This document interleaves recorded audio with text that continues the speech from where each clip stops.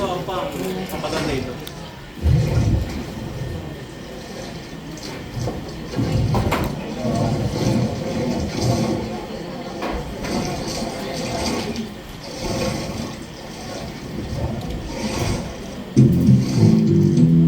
Huwag kami ko sapagkat ako'y may plano. Papangandahan ang lupas. Tayo magbukay ng isang diretsyo at tuwid sa lahat. Mula sa simula hanggang sa dulo ng ilog. Ang lupang mahuhukay ay gagamitin upang ibaon ang dating daan. Kung hindi naman sapat ang ating sitwasyon, pilit na lamang ang mga bilanggo upang magtrabaho. At kung hindi pa rin sapat, pilitin na lang rin ang mga bayan. Sa ayaw at gusto nila, magtatrabaho sila. Hindi, hindi! Di pwede yan! Maaari itong magdulot ng revolusyon. Makinig sa aking mungkahi. Pilitin ang mga... Pilitin ang mga... Tama ka doon, Don Custodio. Isa pa tong edukasyon. Hindi ito dapat basta-basta ibinibigay sa mga Indio. Tama ba, Padre? Edukasyon. Ngunit, pasan. Para magkakalas sila. Alam mo, mas mabuti kung maglingkod sa may tunay na kapangyarihan. Walang galang na po, mga panauhi. Ngunit, hindi ba ang edukasyon ay isang karapatan? Ngunit, kung ang edukasyon ay magbubunga ng pagre-rebelde, dapat ba itong payagan? Ang edukasyon ay walang halaga kung ito'y hinahadlangan ng mga makapangyarihan.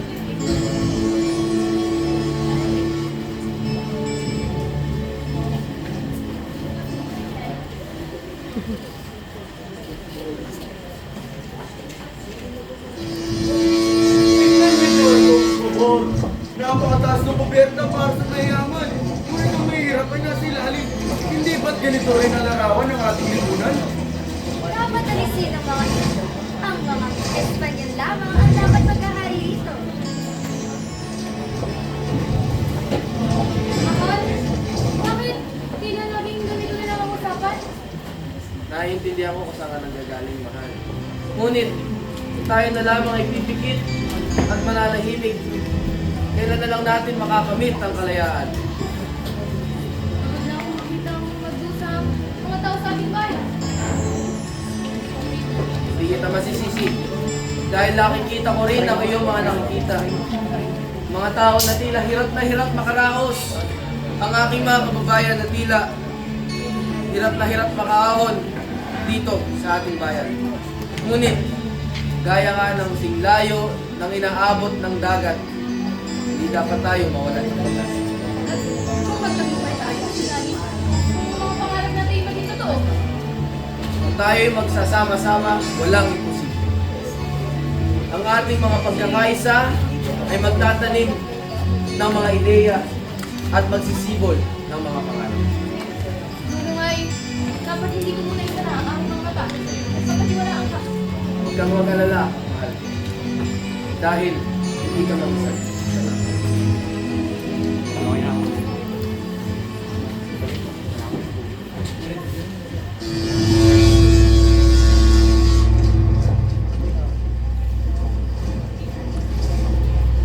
Don Simon, tila kayo mahilig makipag-usap. Ngunit, alam ko, marami kayong nalalaman sa ating bayan. Basilio.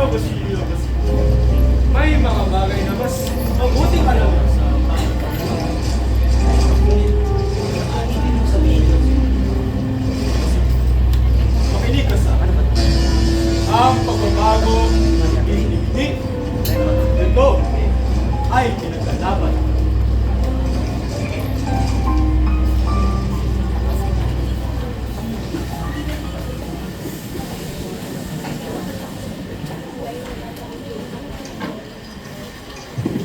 Aba, higpit na naman ng mga gwardiya sigil ngayong gabi. Hindi mo na ako makapagpahinga. Boy! Bakit walang ilaw yung kalesa? Di mo ba alam na pinag-utos ng kapitan Henry? Patawad mo, Ginoo. Napunin mo ang ilaw ng aking kanesa. Wala po na lang pumalit. Walang dahilan! Gusto mo bang makulong ngayong gabi? Wala ka pala galing na. Si Clarice, cute. Ang cute ni Clarice.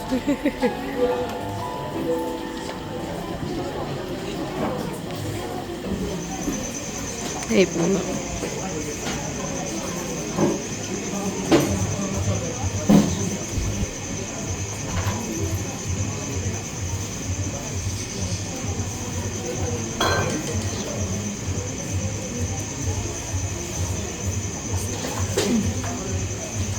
Elias, dati kong matalik na kaibigan.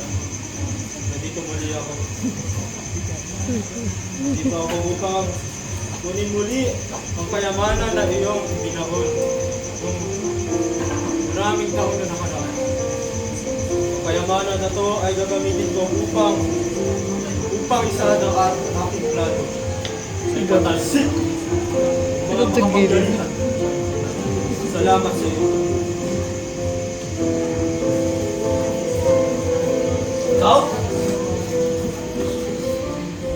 Ikaw? Ikaw ang binatang nag-aklas. 10 taon nang nakakalipas. Don Simon, ikaw ang binata na si Don Crisostomo Ibarra. Ngunit, bakit nandito ka sa San Diego? Ibabalik ka sa aming bayan? Ngunit bakit hindi po ba namatay na kayo? Ano ang ginagawa mo dito? Muna dapat makalaman na ako talaga ay si Ibarra. Delikado. Talagang delikado pag ito'y nakalabas. Ngunit senyor, nagkakamali kayo. Ako po yung batang tinulungan yung ilibing ang aking ina. Dito, sa kabatang ito. Tama ka, Basilo. Sa ganun din, matagal na kitang ninaman man.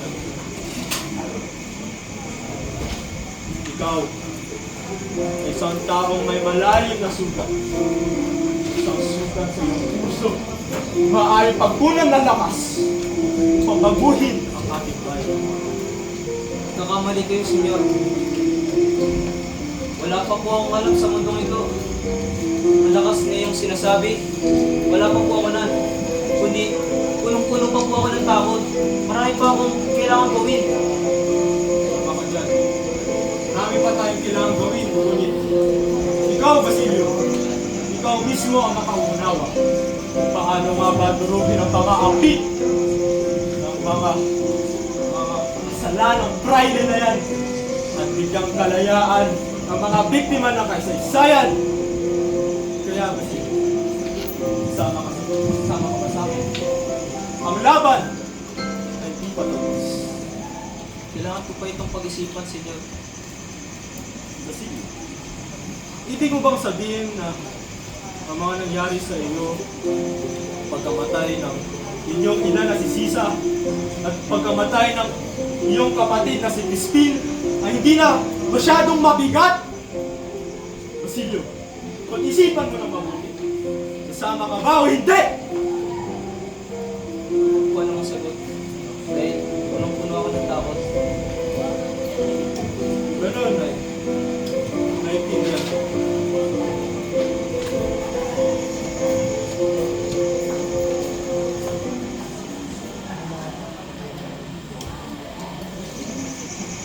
Anak, bakit kailangan ikaw kayong magsasakripisyo?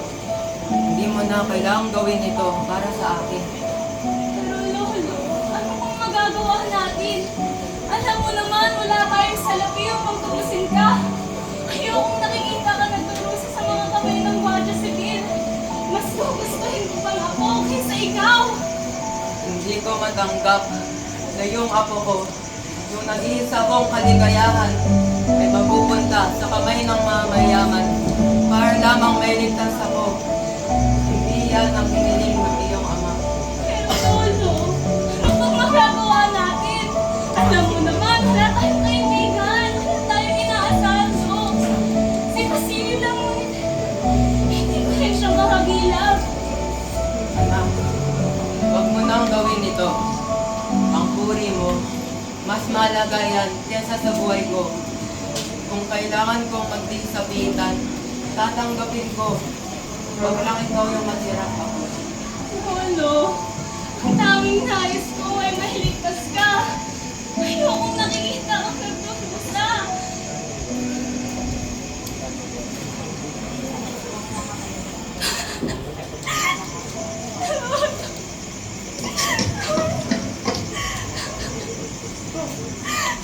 Crispin? Ay, Uli, bakit ka umiiyak? Silio, tulungan mo ko si Rodo. Hindi ko na alam gagawin ko. Uli, narinig ko ang nangyari. Ito'y pinagsabayan. Ngunit, huwag mo ito ituloy. Marami pang paraan, marami pang solusyon. Ngunit paano ba, Silio? Nagawa ko naman ang lahat. Lumapit na ako kung kanino pero walang tumutulong sa amin. Hindi ko na alam kung kanino ako lalapit.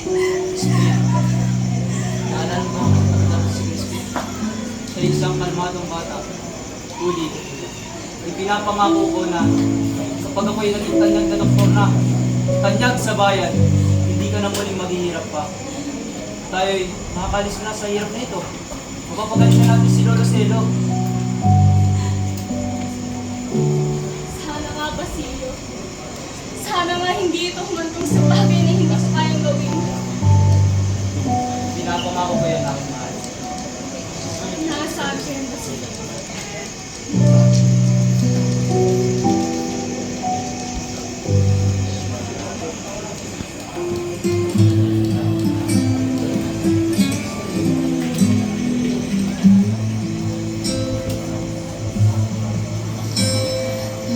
Tahimik ang gabi, ako'y nag-iisa.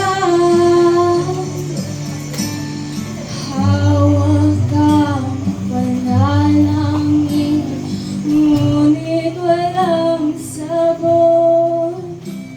Sa mga anino ko'y ako'y isang alipin. Tinig ko'y nilamon ng mundo nilang salon. Saan ako tatakbo?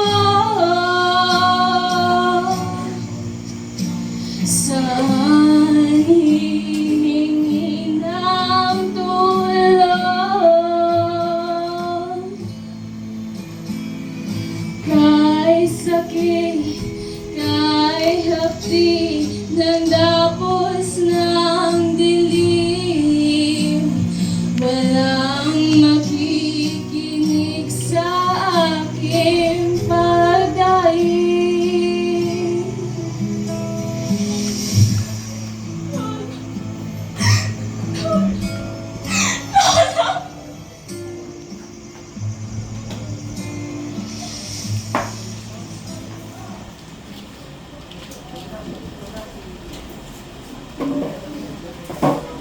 Saan ka na naman nagpunta ka?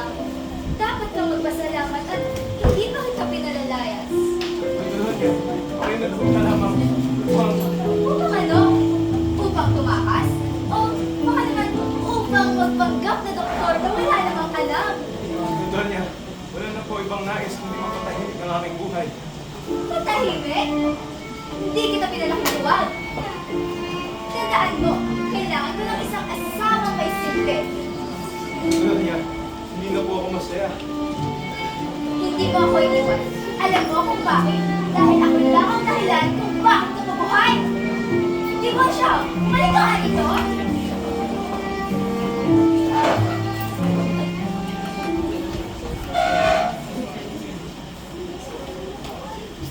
Sampung taon na ang nakakalipas.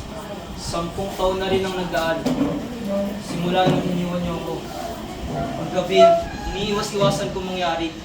Ang gabi, namatay ang aking inang si Sisa at aking kapatid na si Crispin. Hanggang kailan pa ba?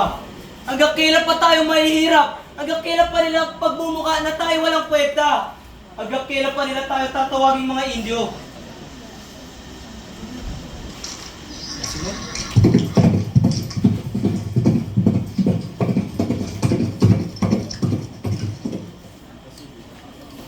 Nakikita ko ang iyong mga mata.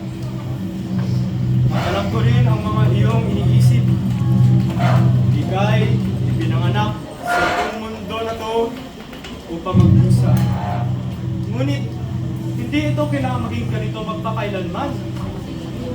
Sinabi ko na Don Simon, hindi pa ako handa. Marami pa akong takot. Ngunit, ngayon ang iyong balak. Saan tayo magsisimula? Lahat tayo ay may pagnanasa at galit sa puso. Ako, ikaw, at kung sino man ang madadaanan mo. Ngunit, ang walang pagkilos at walang paggalaw ay di makakapagdulot ng pagbabago. Ang galit ang makakapagdulot nito. At sa pagbabago, makakamtan natin ang makatarungan. Sige, handa ka na ba talaga sumama sa akin? Kailangan pang pag-isipan.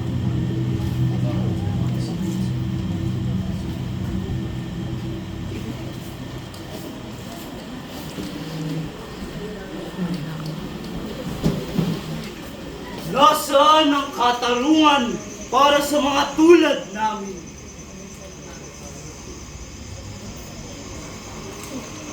Bilang isang magsasaka, tinitiis ko ang hirap, pagsasamantala at kalupitan.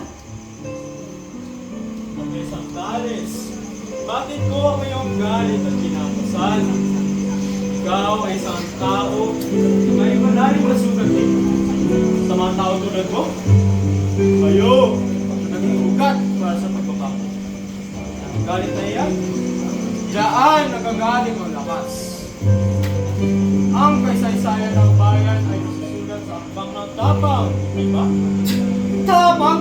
Tapang! Tapang, Don Simon! Tapang upang ipagpatuloy ang pagkatalo at kamalian! Hindi ko na kaya makita ang pamilya ko na nagdurusa! Kung ang galit ang maging lakas ko, pues! Gagamitin ko ang galit ito upang baguhin ang lahat! Mabuti! Maganda na narinig ko ang iyong mga salita, Kabesang Charles. Alam mo, sumama ka sa akin. Ang oras ay dumating na. At sa laban na ito, tayo ang magtatagumpay. Kapagkalala, Don Simon, sasama na ako! Ang buong bayan ng San Diego at mga tulad ko ay maghihiganti!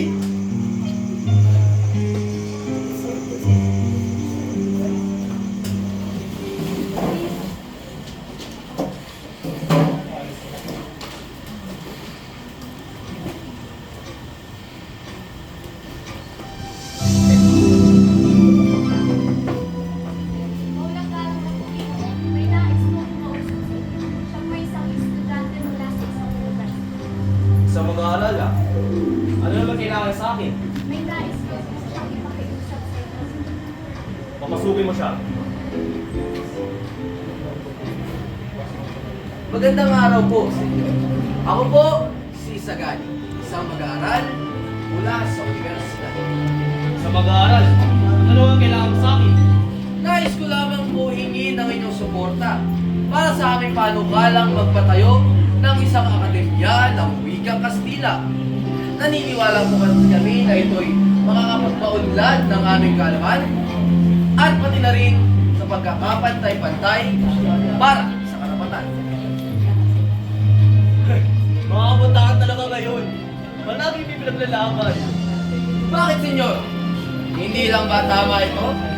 Ang wikang Kastila ay dapat matutunan dahil hindi lang naman din tayong mga Pilipino ang makakapakinabang.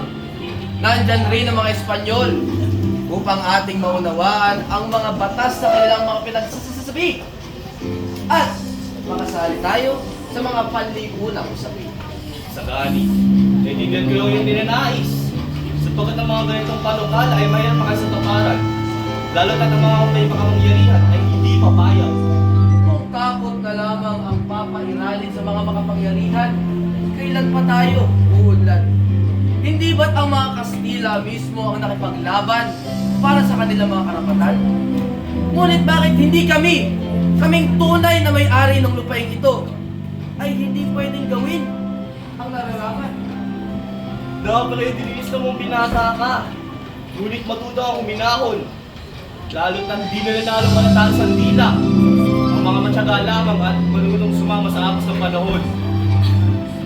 Pag tayo'y nanatiling tahimik, mas lalong walang mangyayari. Kayo, senyor, kayo ay isang edukado, isang taong may impluensya. Bakit hindi ba kayo, ang mga taong kagaya ninyo, ang dapat gawin para sa ating bayan? Ang katiluluhan binata ay hindi lamang suwat kung sino ang pinakamalakas sumigaw. Huwag kang mag-alala. Kung meron ka ng ganitong uban sa paglaki mo, saka mo na maintindihan ang mga pinagsasabi ko. O ako'y tatanda kagaya niyo. At ako'y lilingon upang talawin ang aking mga makasariling gawain. At tratuhin ko ang bawat uban bilang isang lining.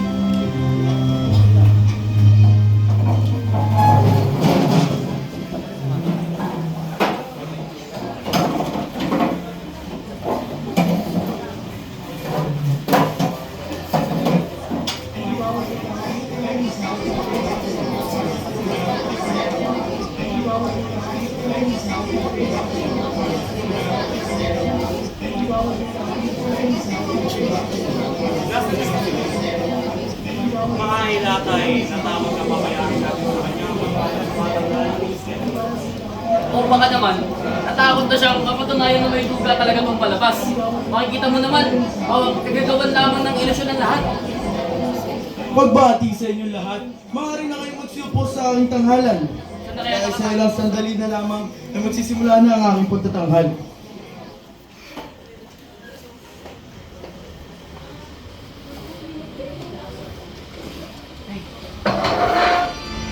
Mga kapatid, nang sa aking pagbisita sa Ehipto, ay may nakita ako isang sarkopago sa isang liblib na buhok.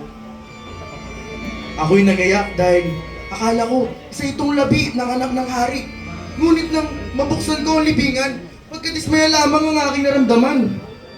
Dahil naglalaman lamang ito ng isang kahon na maaari nating siyasatin ngayon. Ang kahong ito ay naglalaman ng isang dakot na abo at kaputol na papiro. Ako'y nagtaka dahil ang laman na kapapiro ay naglalaman ng dalawang salita lamang. Nang sinubukan ko itong bigkasin, ako'y nasindak at nagulat nang nakakita ako ng isang ulo ng tao. Handa na ba kayong matunghayan ang isang ulo ng tao na nakakalam ng nakaraan, kasalukuyan at tinaharap? Sa isang salita, Demonov! Ipakilala mo sa amin kung sino ka. Ako si Imades. Pinanganak ako sa panahon ni Amasis at ako'y pinatay sa kasalukuyang nakasasako, ang mga Persya. Sa aking pagdaan sa Babylon ay nabatid ko ang isang kakilakilabot na lihim. Ang lihim na di tunay na Smeltis, nagnakaw ng kapangyarihan. Ang pangahas ng bagong gaumata na namamahala sa tulong ng panininang. Sa katakutan ang ibunyag ang kanilang lihim.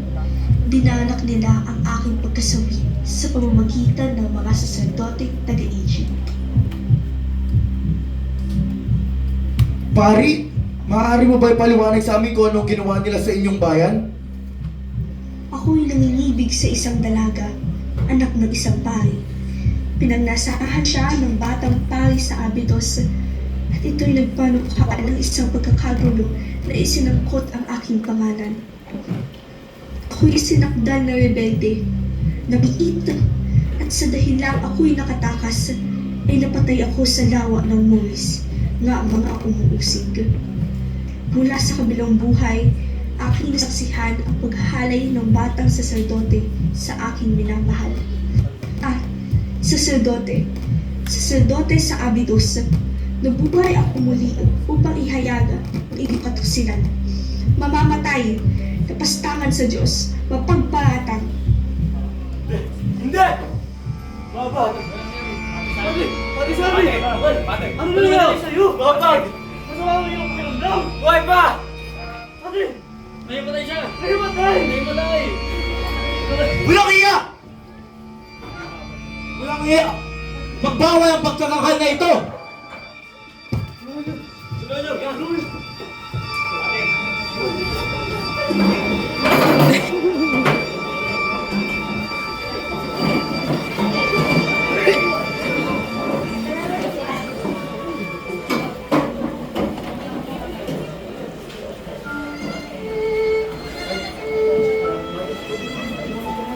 Hindi ba't may usapan Nahihirapan kami na ako muna magtutungo dito sa teatro upang masiguro ang kaayusan ng palabas. Ngunit, bakit naririto siya kasama ang aking kalibal? Paulita, bakit tila nawawalay ka na sa akin? Ang layo mo na sa dati. Gani, sana yung mo kong sisingit. Hindi mo ba naiintindihan? Hindi mo tanggap ang aking mundo. Mundo mo? Di ba isa lang ang mundo natin noon? Naiisa lang ang pangarap natin. Mabuhay ng may dangal, ng may prinsipyo, at hindi nagpapasilaw sa kahit anong kinang ng pera na yan. Oo! Noon! Pero hindi tayo pwedeng manatili sa mga pangarap mo walang kanya-kanya sa gani. Kailangan kong mabuhay sa realidad. Sa realidad na may pangalan, may katayuan. Maibibigay ko ba yun sa akin? At kaya mo akong iwan para lamang sa mga bagay na yan. Paulita, mahal kita. Di ba't mahal mo rin ako? Mahal, hindi na ba sapat ang isang tulad ko?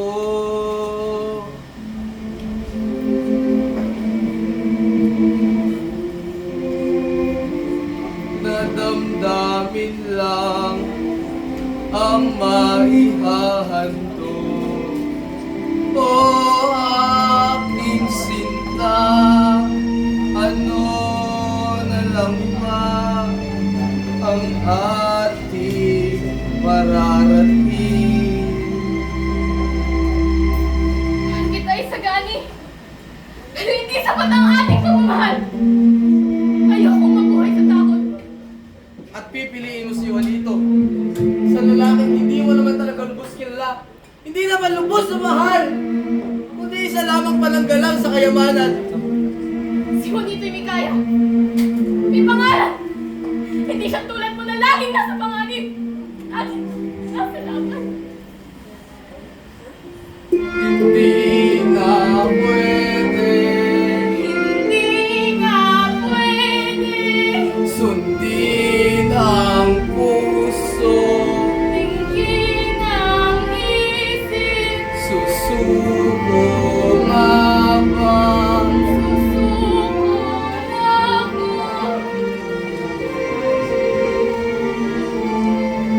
Aba, Paulita.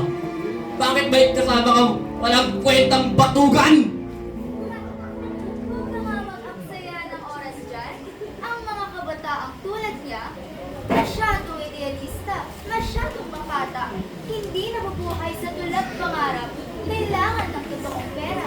At sa tingin mo, Juanito, sapat na lamang ang kayamanan kaysa sa tunay na pag-ibig? Dangal? Pag-ibig? Anong silbi na mga yan? Patingin ang bulsa mo. Di ba walang laman? Wala kang pera. Anong ipapakain mo kay Paulita? Mga tula mo? Masarap ba yung tula mo para ipaulam? Juanito, tama na yan. Kung yan ang iyong pasya, Paulita, wala na akong magagawa.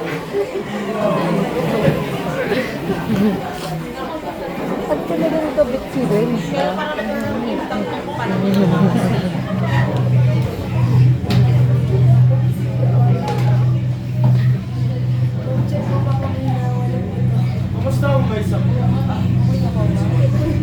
Bahagya ng tibok ng kanyang puso at sa ilang sandali na lamang ay maaari na siyang mamatay. Gaya ng Pilipinas. At nanghihina na rin po siya at hindi siya makakain ng maayos. Gaya ng gobyerno. Kasi, huwag ka sa akin. Ang revolusyon ay sasabog sa anumang oras. At hudyat ko, wala nang iba kundi labanan o patayan. Ang hindi kakampi sa amin ay magiging kaaway rin namin. Ngayon, Basilio, nandito lamang ako para ialok sa iyo ang kinabukasan mo, ang kamatayan mo. Lamang ko lang, nais ko lang isalba. Ngunit, ano ang dapat kong gawin? Isang bagay na napakadali. Pamunuan mo ang isang pangkat na magbubukas ng pinto sa kumbento at palayain ang isang tao na alam kong kilala mo. Ikaw, kilala ko. Sino po? Si Maria Clara po ba? Oo, siya nga. Nais ko siyang palayain ngayong gabi. Ngunit, senyor, nagkakamali kayo. Dahil, mali na kayo. Mali na. At bakit? Patay na si May Clara. Patay na si Maria Clara. Sumira ka. Kagabi, nakibalita ako sa kumpento. At sinabi nila ay siya may isang malubhang sakit. Matagal niya nang iniinda. Ano pinapagsabi mo? Hindi ako totoo. Ano man narinig ko sa kumbento na yan, hindi totoo. Kasi alam kong buhay pa si Maria Clara. Buhay pa siya! At papalain pa siya ngayong gabi! Kaya ano man narinig mo, hindi ang totoo! Ikaw ang mamamatay! Senyor, totoo ang aking narinig. Paniwala kayo sa akin. Ang minamahal kong babae ay patay na.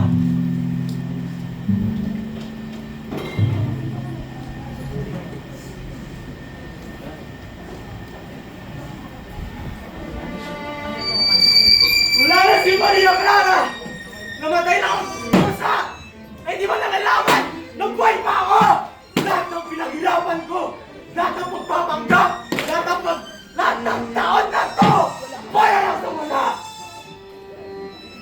Bakit?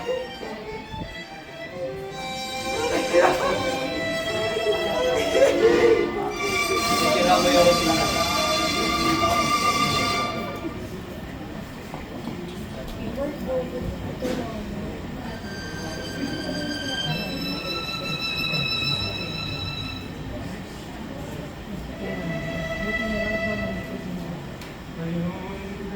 Nawala ka na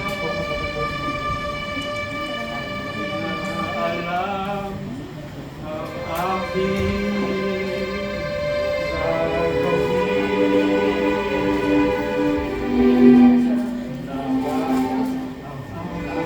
gagawin.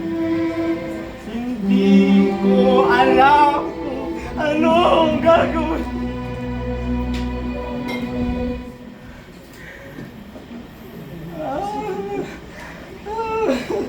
Ang aking buhay.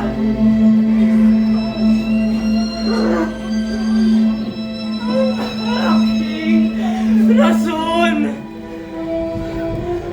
Ang aking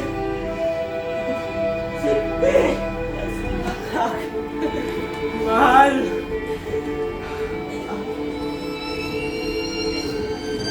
Maria.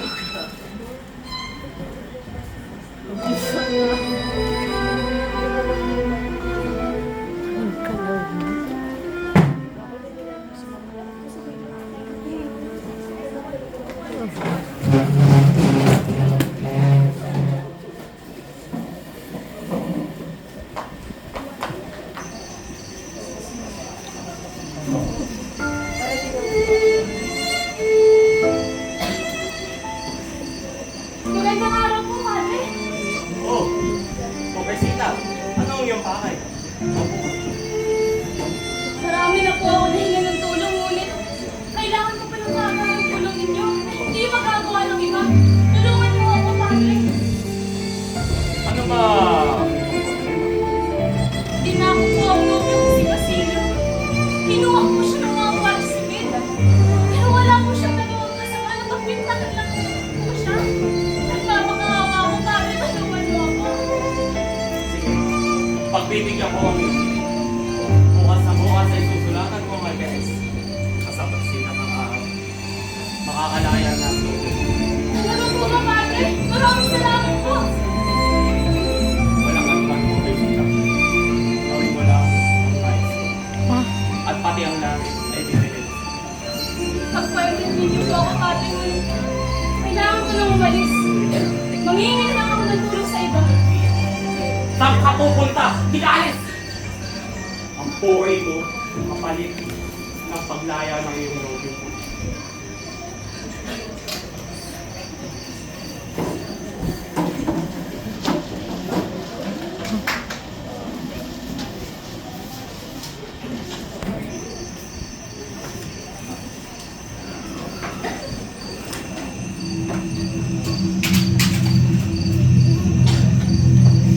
Holy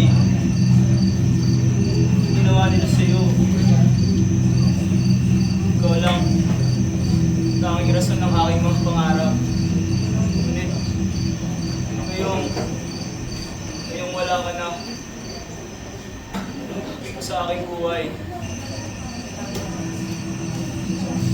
Talaga ito sa aking buhay. Sabi mo, tutuloy natin ang ating mga pangarap. Naging doktor ako. Wala tayo sa kahirapan ito.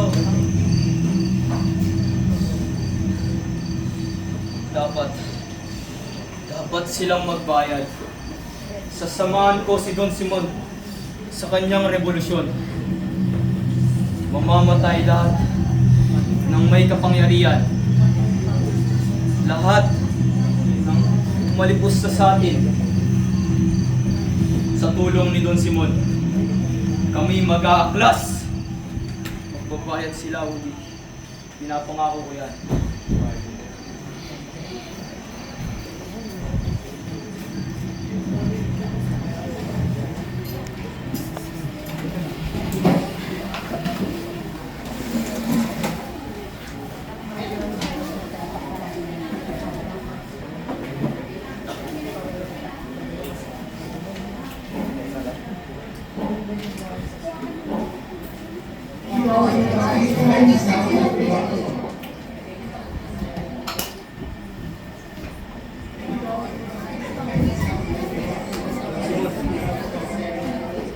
Silvio, matagal na ka hinihintay.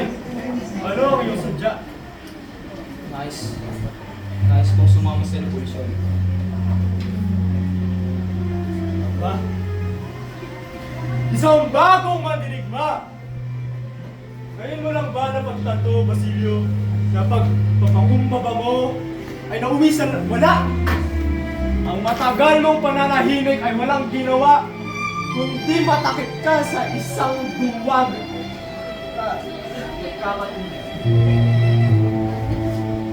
Ngunit, paano tayo magsisimula doon sila? Kailangan nilang magbayad. Magbabayaran ko sila. Handa ka na ba makita ang simula ng revolusyon? Wala na ako.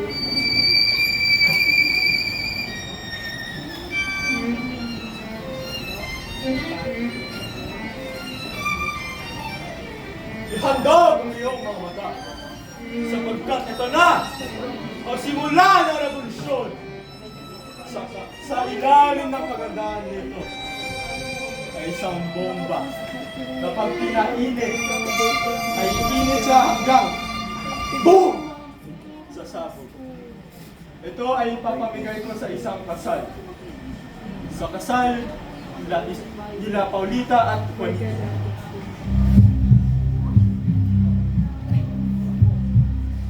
Tingnan mo, gaano ang haba.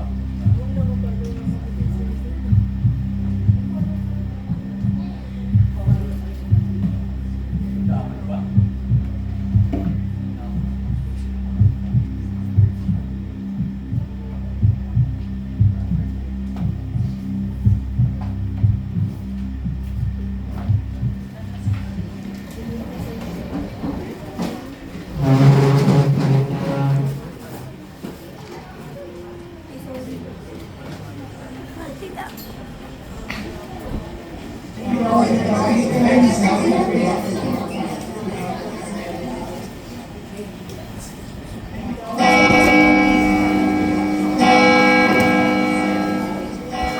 Ano ba ang sinasabing kasalan ni Don Simon? At saglit nga lamang. Juanito? Paulita? Paano inayaan sa gani mangyari ang lahat ng ito? Alam niya ba ang pangyayaring ito? Ngunit, di bali na. Habang kayo'y nagtutuwa sa inyong munting kasalan, ay magaganap ang aming revolusyon. Magaganap ang aming pagsabot. Kumanda kayo, mga panahon. Ito na, magsimula ang bagong San Diego.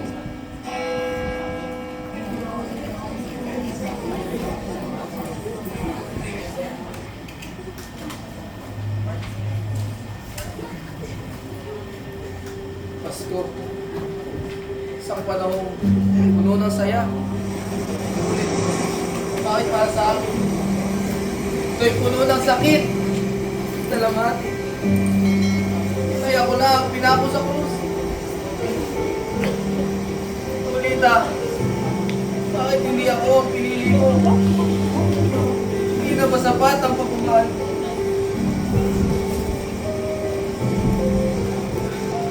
Ngunit, baka nga may mga bagay na kailangan ipagpaubaya para sa ikabubuti.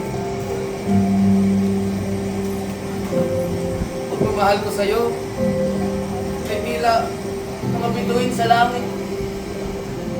Napakaganda at napakakikinang. Ngunit hindi ko kailanman nakahawakan. Sagani, kailangan kita. Tulungan mo kami ni Don Simon sa aming pag-aaklas. Sumama ka sa aming revolusyon. Bakit? Bakit, amigo? Anong mangyayari? Alam mo ba, may kakasal si Juanito at si Paulita? Hindi. Tingin dyan sa aking kalam. Ba, ano ang iyong pinaplano? Aking kaibigan ni Sagani. Sa kasalan nila ay may magaganap na pagsabog. Gumawa si Don Simon na isang lamparang gawa sa nitroglycerin.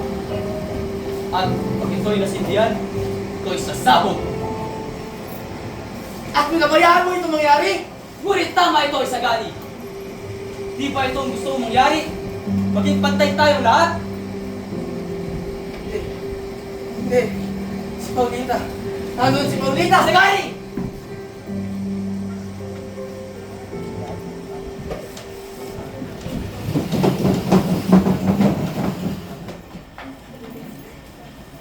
Napakakinang naman ang lamparan. Ang swerte mo bago kasal.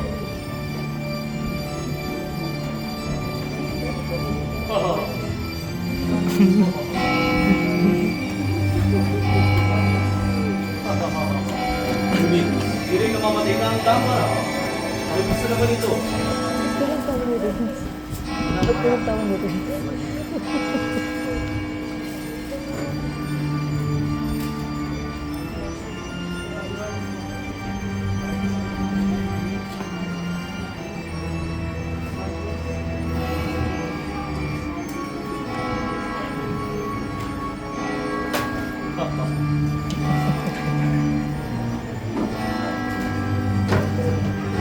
Sagani!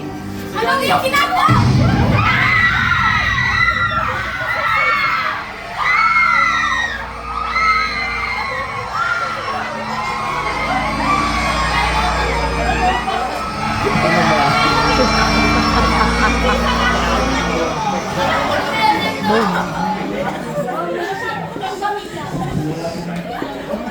Bakit sinasalusugan ang dating?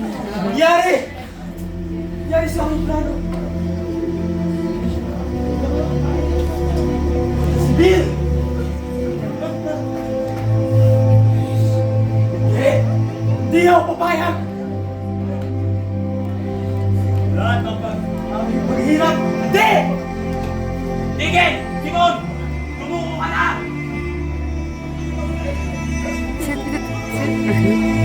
Sino tinutok niya? Sino tinutukan niya? Kasi tinutukan niya. Ay, natamaan siya. Ano na ba? Natamaan pala siya. Dito na bang matatapos ang lahat? Lahat ng taon ng pagpapanggap, paghihirap. Hindi ako papayag. Hindi ako magtatagumpay. Hindi rin nila ako madadarakit na buhay.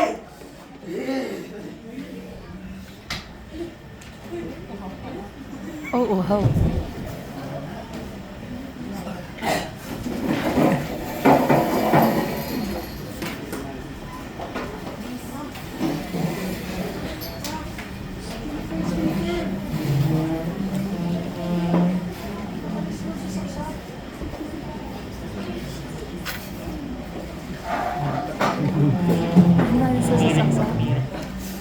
Padre! Sumunod din po siya! Buti na siya ito. Huwag mo na dyan. Wow! Sandali lamang.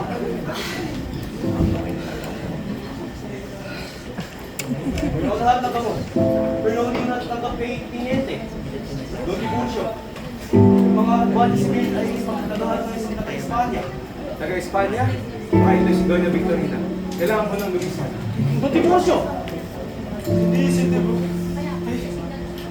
Hindi si Don Divorcio. Alam nila. Ako, Padre, ang nais nila ko.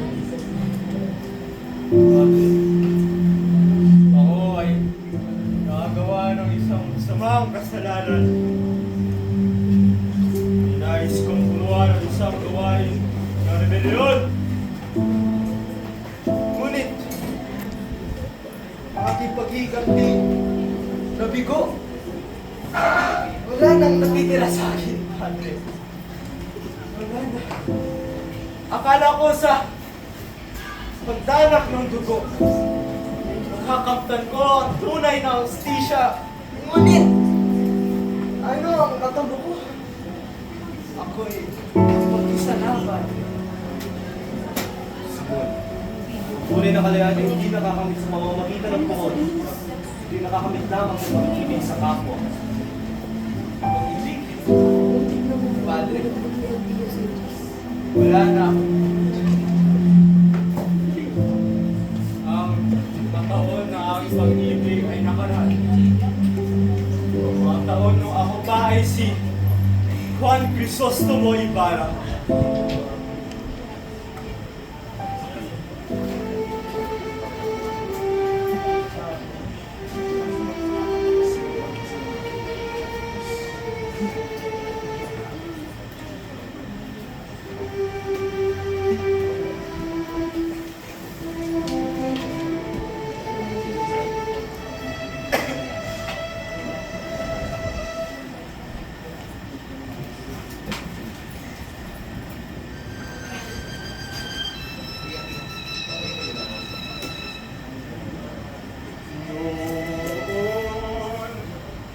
Nung ako'y may pangarap pa,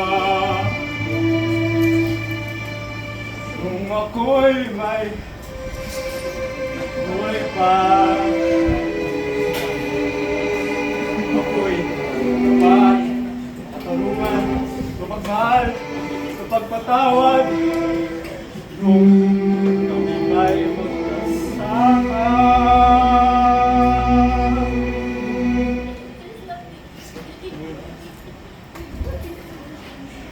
Ang aking buhay,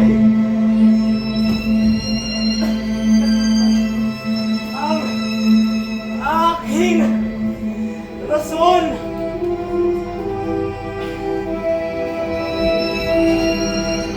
ang aking silbi, ang aking mahal, ang aking pagkakataon, ang aking Maria! Hintayin mo ako. Papunta na ako.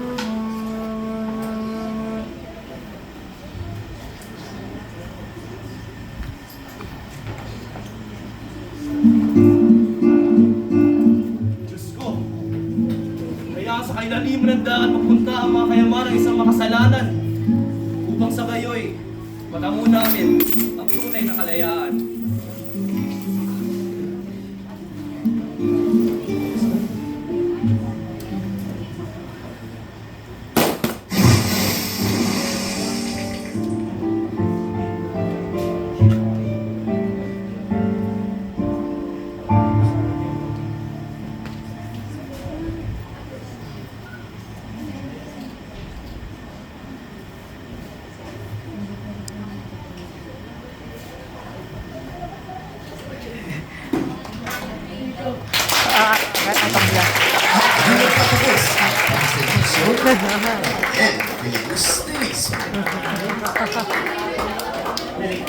Maraming salamat po.